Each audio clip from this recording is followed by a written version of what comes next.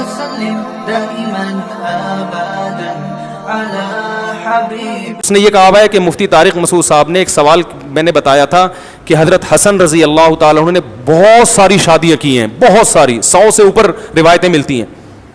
تو اس نے فوراً میں, اور اس کی میں نے ریزن بھی بیان کی تھی, جو الزام ان پہ لگتا ہے اس کو پورا ڈیفائن کیا تھا کہ یہ کوئی توہین نہیں ہے, وہ وجہ کیا تھی ان شادیوں کی وہ بھی بیان کی تھی پوری ڈیٹیل سے. اس نے فوراً میرے خلاف کلپ تیار کیا, میرا مذاق اڑایا, اہل بیت کا دشمن, اور ان کو تو حدیثوں کا نہیں پتہ اور کسی حدیث کی کتاب میں نہیں ہے.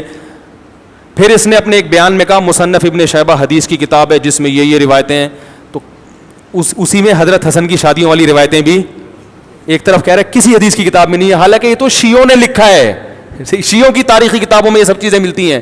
شیعہ عالم سے پوچھو وہ کہے گا ہاں ایسا ہے, ایک عامی کو نہیں پتا ہوگا, لیکن کوئی شیعوں کا مستند عالم ہو وہ کہے گا کہ حضرت حسن نے 100 سے زیادہ شادیاں کی, وہ شیعہ مانے گا, کیونکہ تواتر سے ثابت ہے یہ بات, اور حدیث کی کتابوں میں ملتی ہیں یہ چیزیں.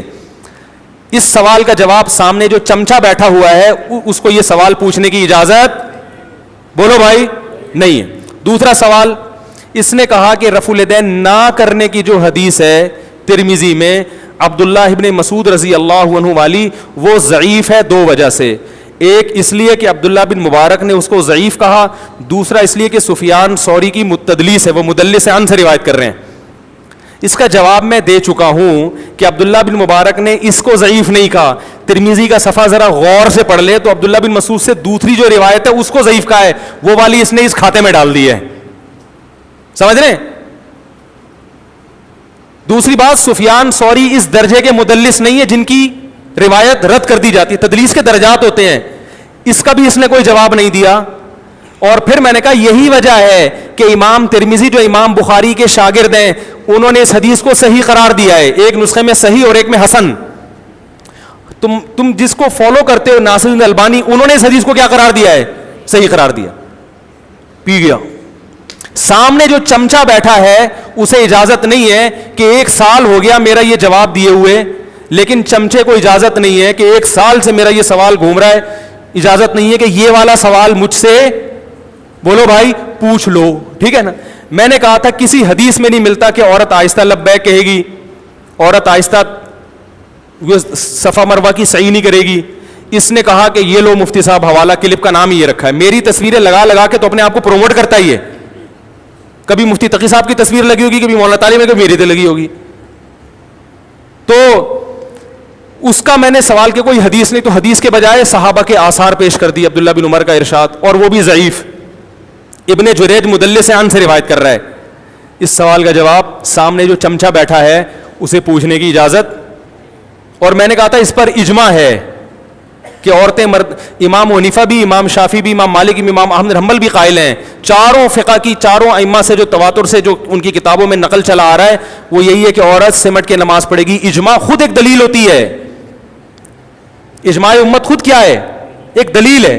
اس کا جواب یہ دیا کہ دیوبندی بریلویوں کا اجماع ہے. اب یہ امام حنیفہ, امام شافعی ایک دیوبندی بریلویوں کا, اور امام بخاری ایک روایت لے کر آئے کسی تابعیہ یا صحابیہ سے کہ وہ مردوں کی طرح نماز پڑھتی تھی, بس اس کے علاوہ کوئی روایت نہیں ہے. اب دیکھو امام بخاری کے الفاظ کہ وہ مردوں کی طرح پڑھتی تھی, اس سے پتہ چلا کہ اس زمانے میں عورتیں اور مردوں کی نمازیں الگ الگ تھیں. خود اتنی سینس ہوتی نا انجینئر میں, جو جس کو اللہ نے پنکھے ٹھیک کرنے کے لیے پیدا کیا ہے, اتنی سینس ہوتی تو کہتا یہی حدیث دلیل ہے کہ عورتوں کی نماز الگ ہے, مردوں کی الگ ہے. صحابہ تابعین, کیونکہ امام بخاری تابعین اور صحابہ کے دور کی بات کر رہے ہیں کہ وہ فلاں خاتون مردوں کی طرح پڑھتی تھی.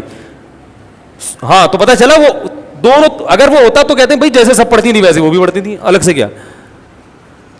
تو نہ وہ مشہور شعر ہے نا, کہنے کا دل تو نہیں چاہ رہا لیکن کہہ لیتے ہیں, نہ خنجر اٹھے گا نہ تلوار ان سے, یہ بازو میرے آزمائے ہوئے ہیں.